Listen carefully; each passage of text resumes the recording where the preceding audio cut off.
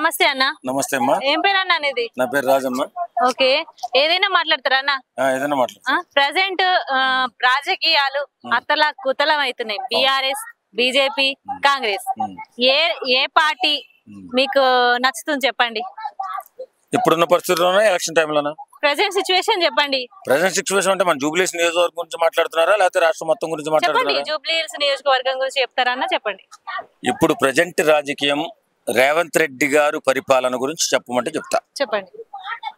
ఖచ్చితంగా రేవంత్ రెడ్డి గారు పరిపాలన మాత్రం మంచి పట్టుదలతో ఖచ్చితంగా అందరికీ ఉపయోగపడాలా. రేపొద్దున ఫ్యూచర్ లో కాంగ్రెస్ పార్టీ తెలంగాణలో స్థిరపడిపోవాలి, ఒక్కసారి కాదు, 2 సార్లు కాదు, 3 సార్లు అయినా సరే గెలుచుకుంటూ పోవాలనే తపనతో పరిగెత్తుతున్నారు. అలాగే వాళ్ళు ఇచ్చినటువంటి హామీలు ఒక అద్భుతమైన హామీలు కాంగ్రెస్ పార్టీ ఇచ్చింది. వాస్తవంగా ఇచ్చినటువంటి హామీలు 2 లక్షల రూపాయలు రుణమాఫీ చేయడం అంటే సామాన్యం కాదు. అది చాలా మంది చాలా తేలికగా మాట్లాడుతున్నారు. అవునమ్మా, నేను చెప్పుకుంటూ వస్తాను, తర్వాత మీరు చెప్పండి. అన్ని పథకాలు అమల్లోకి వచ్చి నేను చెప్పలేదు కదా. నేను చెప్పేది ఏంటి, 2 లక్షల రూపాయలు రైతు రుణమాఫీ.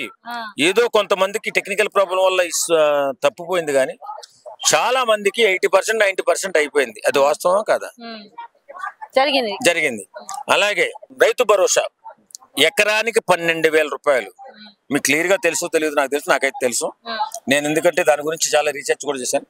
ఎకరానికి 12,000 రూపాయలు చాలా మందికి, అంటే 95% జనాలకి ఎకరానికి 12,000 రూపాయలు పడింది. ఎవరైతే వాళ్ళు ఆమోదించినటువంటి ల్యాండ్స్ కి ఓకేనా పడిందా. రైతు కూలీ భరోసా సంవత్సరానికి 12,000 రూపాయలు. అది మాత్రం కొంచెం ఆగిందని వింటున్నాను, మరి ఎంతవరకు అయిందో. గతంలో కూడా బీఆర్ఎస్ పార్టీ వాళ్ళు కూడా ఇవి సంక్షేమ పథకాలు ఆల్మోస్ట్ కొన్ని చేశారని చెప్పుకున్నారు. కొన్నింటి చాలా చేశారు. నేనేమో బీఆర్ఎస్ పార్టీ చేయలేదని చెప్పట్లేదే. నేను కాంగ్రెస్ ప్రభుత్వం గురించి చెప్పమంటే చెప్తున్నాను. నేను ఇప్పుడు ఉన్నటువంటి రేవంత్ రెడ్డి గారు ఏ రకంగా పరిపాలన చేస్తున్నారు, ఏ రకంగా గురించి మీరు కొత్తగా చెప్పండి. ఆల్రెడీ పథకాలు ఉన్న వాటిని అమల్లోకి తీసుకొస్తూనే ఉన్నారని ఒకటి పుటప్ చేసుకుంటూ వస్తున్నారు. ఖచ్చితంగా రేవంత్ రెడ్డి గారు చూపు చాలా ఫాస్ట్ గా ఉందని చెప్తాను. నేను టీఆర్ఎస్ పార్టీని చాలా అభిమానం ఉన్న వ్యక్తిని. అప్పుడు బీఆర్ఎస్ పార్టీకి చాలా సపోర్ట్ చేసినటువంటి వాళ్ళమే మేము. ఇప్పుడు ఆయనైనా అభిమానమే, ఈయనైనా అభిమానమే. పనితీరును బట్టి అభిమానం ఉంటుంది తప్ప మాలాంటి వాళ్ళకి ఒక పార్టీ మీద అభిమానం ఉండదండి. అతను ఎలా పనిచేస్తున్నాడు, ఏ విజన్ తో పనిచేస్తున్నాడు, ఎలా మన రాష్ట్రానికి ఉపయోగపడుతున్నాడు, సమాజానికి ఏ రకమైన సమాజంలో అణగారిన వర్గాలకు ఎలా ఉపయోగపడుతున్నారు, వాళ్ళు చేస్తున్నటువంటి కార్యక్రమాల వల్ల పేద ప్రజలు ఏమైనా లబ్ధి పొందుతున్నారా, దీని గురించి మాట్లాడాలి తప్ప నాకు ఆ పార్టీ ఇష్టం ఈ పార్టీ ఇష్టం కాదు. ఎవరైతే నాయకుడు ఫాస్ట్ గా పనిచేసి పేద వర్గాల్ని కడుపులో పెట్టుకుని చూసుకుంటాడు, ఆ వర్గాల గురించి తప్పనిసరిగా కేసీఆర్ బాగా చేయలేదు నేను చెప్పలేదు. కేసీఆర్ గారు చాలా అద్భుతంగా చేశారు. రాజకీయంలో మంత్రులు వాళ్ళ సీట్లు కావాలని కొట్టుకునే పరిస్థితి ఉంది. దాన్ని ఎట్లా మాట్లాడతారు దాని మీద? రాజకీయం అనేది ఏంటంటే దీపం ఉండగానే ఇల్లు చక్క పెట్టుకోవాలనే సంధానంగా ఉంటారు అందరంతా. ఇప్పుడు మనం అధికారంలో ఉన్నాం కాబట్టి ఆ పదవులు మనమే పొందాలనే దృక్పథంతో ఉంటారు. కాబట్టి కొన్ని రాజకీయ పార్టీలు అవి తొందరలోనే మూసిపోతూ ఉంటాయి. అధికారం వచ్చినప్పుడు ఇష్టానుసారం ప్రవర్తిస్తే వాళ్ళ పతనం వాళ్ళు కోరుకున్నట్లే.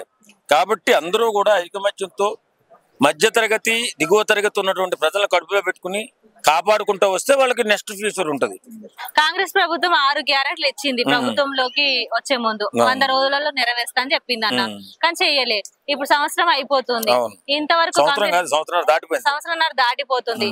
మరొకరు చేస్తుంది అంటారా, చేయదంటారా? చేయబోతే రేపు నీళ్ళు వచ్చే అవకాశం ఉండదు. మళ్ళీ ఎన్నికల వరకు మభ్య పెట్టే పరిస్థితి అయితే కనిపిస్తుంది అంటారు కదా.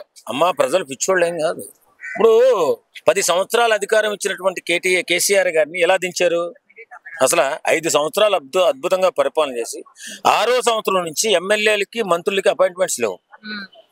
ఇప్పుడు ఒక ఎమ్మెల్యే అతని నియోజకవర్గంలో అభివృద్ధి కార్యక్రమాలు చేసుకోవాలంటే అతనికి అపాయింట్మెంట్ లేకపోతే అక్కడ ఉన్నటువంటి అభివృద్ధి కుంటుపడిపోతుంది, ప్రజలు తిరగబడతారు, అక్కడ ఉన్న నాయకులు చెడ్డ పేరు వస్తుంది, ఏం చేయాలో అర్థం కాదు.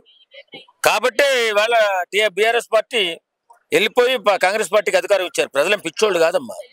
ఈవేళ ఎవరైతే అకుంఠిత దీక్షతో పట్టుదలతో బడుగు బలహీన వర్గాల బతుకులు బాగుండాలని ప్రయత్నం చేస్తారో, వాళ్ళ బతుకులు బాగు చేయడానికి ప్రయత్నం చేస్తారో వాళ్ళకి మాత్రమే ప్రజలు అవకాశం కల్పిస్తారు, పరిపాలించే అవకాశం. అంతే తప్ప ఎవడో బిల్డప్ చేస్తే ఎవరో అధికారం ఎవరండి. సర్పంచ్ ఎలక్షన్స్ ఆగిపోవడం, పెండింగ్ పెట్టడం, దాని మీద మీరు ఏం మాట్లాడతారన్న? సర్పంచ్ ఎలక్షన్స్ అనేవి ఎలక్షన్ కమిషన్ లోబడే ఉంటాయండి. కాకపోతే కొన్ని సందర్భాల్లో అక్కడ ఉన్నటువంటి గవర్నమెంట్ పరిపాలనలో ఎలాంటి ఇబ్బందులు ఉన్నాయో చూసుకుని సర్పంచ్ ఎలక్షన్ కి మనం ఉద్యోగులను తరలించాల్సిన పరిస్థితి వస్తుంది, చాలా ఎఫెక్ట్ పెట్టాల్సి వస్తుంది. కాబట్టి అన్ని క్లియర్ గా ఎలాంటి ఎగ్జామ్స్ కానీ ఏమీ లేని టైంలో చూసుకుని ఈసీ పెడుతుంది. అది ఎవరో ఆపితే ఆగేది కాదు, అదంతా కూడా ఎలక్షన్ కమిషన్ చూసుకుంటది. జూబ్లీ హిల్స్ నియోజకవర్గం నుంచి దాని గురించి మాట్లాడండి లాస్ట్. జూబ్లీ హిల్స్ నా అభిప్రాయం చెప్పనా? చెప్పండి. నా అభిప్రాయం అయితే మాకు చాలా ఇష్టమైన వ్యక్తి కుర్రోడు నవీన్ ఉన్నాడు. మా శ్రీశైలం యాదవ్ అన్న మా అన్న కొడుకు, మా తమ్ముడు. అంటే మేము ఇప్పుడు నేనెవరో వాళ్ళకి ఎవరికి తెలియదు, మేము అంతగా ప్రేమిస్తుంటాం. ఎందుకంటే మేము కూడా సినిమా వాళ్ళం కాబట్టి మా అన్న శ్రీశైలం యాదవ్ అని ఎప్పుడన్నా ఏదైనా కావాలంటే మా సినిమా వాళ్ళకి ఆయన దగ్గరికి వెళ్తే ఏం కావాలా మనకి అని చెప్పేసి తొందరమని చేసి పెట్టేటటువంటి అన్న. ఆయన కొడుకు మంచి గుణం ఉన్న వ్యక్తి, చాలా తెలివైనోడు, బాగా చదువుకున్నాడు, నియోజకవర్గంలో పట్టున్నోడు, 2 సార్లు గెలిచి పోటీ చేసి ఓడిపోయినటువంటి వ్యక్తి. ఆ సింపతి కూడా ఉంది. కాబట్టి నవీన్ అయితే బాగుంటుందని ఎప్పటి నుంచో అనుకుంటున్నాం మేము. నవీన్ గారికి ఈసారి కాంగ్రెస్ పార్టీలో టికెట్ ఇస్తే గెలిపించుకోవాలని చెప్పి నాలంటి వాళ్ళు చాలా మంది చూస్తున్నారు. నేను కూడా ఒక యూనియన్ కి ఒక పదవిలో ఉన్నాను. నాకు కూడా ఒక 10,000 ఓట్ల దాకా ఉన్నాయి. అంటే అలాగని చెప్పకూడదు, ఎవరో ఉన్నాయి. నేను నవీన్ గారి గురించి నాకు ఇష్టమైన వ్యక్తి నవీన్. అంటే శ్రీశైలం యాదవ్ అన్నను బట్టి, నవీన్ తెలివితేటలు బట్టి, చిన్నప్పటి నుంచి చూడడం బట్టి అతనైతే బాగుంటుందని ఒక ఆశ నాకు. ఎప్పటి నుంచో అసలే ఇవన్నీ ఎందుకని నవీన్ వస్తే బాగుంటది, నవీన్ నాయకుడిగా చూడాలని నేను అనుకుంటున్నా. ఖచ్చితంగా కాంగ్రెస్ ప్రభుత్వం ఆయనకి టికెట్ ఇచ్చి గెలిపించుకుంటుంది అనుకుంటున్నా. పొరపాటుని ఎవరికైనా ఇస్తే ఏమన్నా చేర్జారితే జూబ్లీస్ నియోజకవర్గం సీటు ఏ పార్టీకి చేజారినా ఆ పార్టీ చాలా ఇబ్బందులు పడుతుంది. కాబట్టి చాలా పటిష్టంగా, చాలా బలంగా నిలబడి గెలవాల్సిన అవసరం ఉంది. ఇప్పుడు ఏ మాత్రం బల ప్రదర్శన చేసుకోకపోతే అటు కాంగ్రెస్ ప్రభుత్వం అయినా ఇటు బీఆర్ఎస్ ప్రభుత్వం అయినా తలదించుకోవాల్సిన పరిస్థితి వస్తుంది. కాబట్టి నవీన్ కి టికెట్ ఇవ్వాలని మేము కోరుకుంటున్నాం. ఖచ్చితంగా నవీన్ యాదవ్ రావాలి, నవీన్ యాదవ్ టికెట్ ఇవ్వాలి, గెలిపించుకుంటాం మేము. నాకు 10,000 ఓట్లు ఉన్నాయమ్మా. అంటే నేను ఒక దానికి నాయకుడిని. అన్ని ఎందుకు నా పేరు చెప్పకూడదు, నాయకత్వం చెప్పకూడదు. నేనే ఇలాగని చెప్పి నవీన్ యాదవ్ తో మన శ్రీశైలంతో నాకేం బాండింగ్ ఏం లేదు, నేను వేరే. కాకపోతే ఏంటంటే ఆ అబ్బాయి గెలవాలి, ఆ బాబు వస్తే చురుగ్గా పనిచేస్తాడు. మీకు తెలియదులే, వాళ్ళు చెప్తుంటారు. తర్వాత మేము కూడా మా కుర్రోళ్ళని పంపించినప్పుడు ఏదైనా పని కావాలంటే వెళ్తుంటారు. చాలా సహకారం ఉంటుంది వాళ్ళ వల్ల.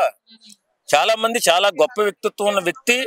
ఇప్పుడు జూబ్లీహిల్స్ నియోజకవర్గంలో పవన్ కళ్యాణ్ లాంటి వ్యక్తి ఎవరైనా ఉన్నారంటే అది నవీన్ యాదవ్. పవన్ కళ్యాణ్ తో పోల్చిరన్నా. లైక్ చేయండి, షేర్ చేయండి, సబ్స్క్రైబ్ చేయండి. మరిన్ని వీడియోల కోసం బెల్ సింబల్ పై క్లిక్ చేయండి.